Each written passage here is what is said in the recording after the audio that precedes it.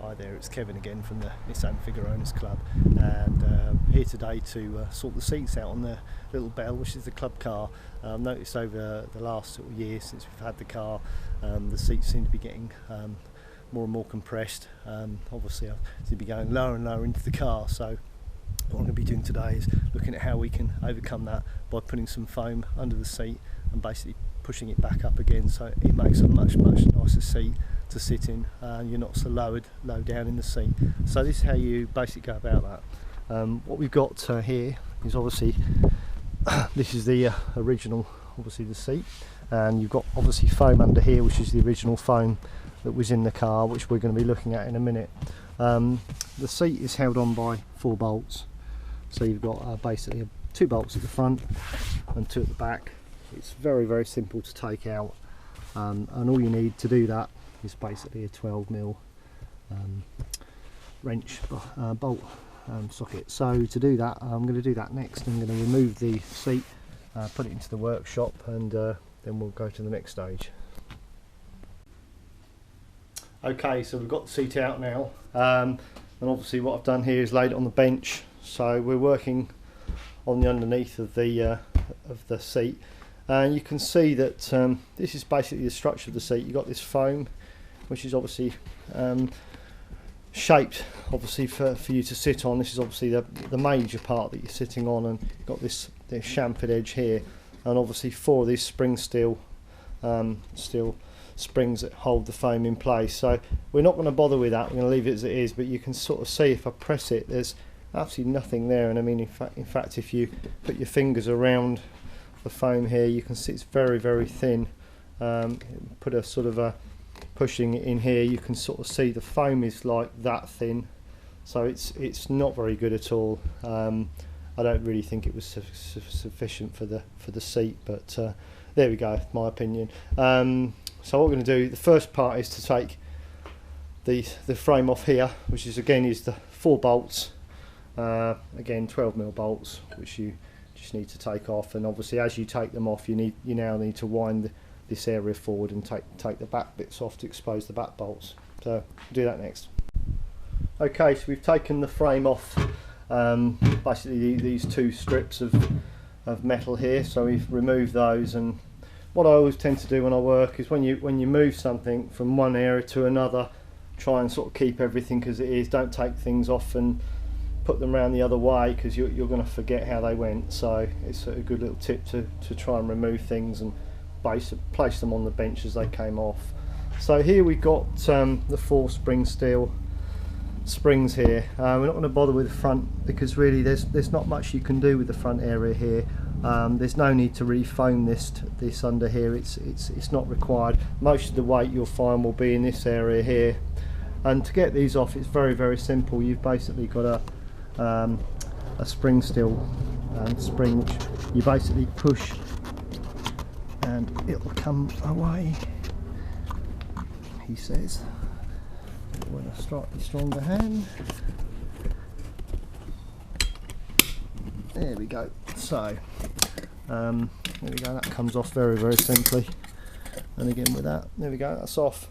And a good little tip actually when you put it back on is turn it around the other way, because you'll see that it's actually slightly bent. It's got a slight banana shape in it, so when you put it back, put it around the other way. So what we do, we're going to take those 4 off, and then you've got all this area exposed. Okay, so that's the 3 springs removed. So to the foam, I bought this foam off the internet. There's lots of companies out there that do foam. This is 1 inch thick, and this is what they call a medium density foam. It's meant for cushions, and it's obviously designed for that. I would suggest sort of look into the foam a little bit. Don't just sort of buy the first bit of foam you see, because foams do come in different density, and obviously that means how much they compress. So you need to make sure you get sort of like a medium density foam. So what we're going to do, we're going to cut this to shape and push this in there and basically cut it to size. And this is my other little trick, which you don't have to use, it's completely up to you, but just to get a little extra rigidity when you do it, is to use a a floor tile. Basically I just bought these from B&Q's, but yeah, any colour will do basically. You might even have some that up in the loft or something that you've got to spare. So what we're going to do, we're going to cut this to size, and put it all back. Okay, so that's the framing, and basically all I've done is cut it to size. It doesn't have to be too accurate really, as long as you sort of clip it underneath here, I think it's fine.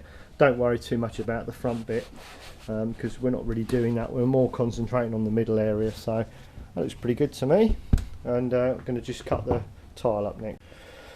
Okay, so I've cut the floor tile to size, basically slightly larger here, so it just tucks under the frame here.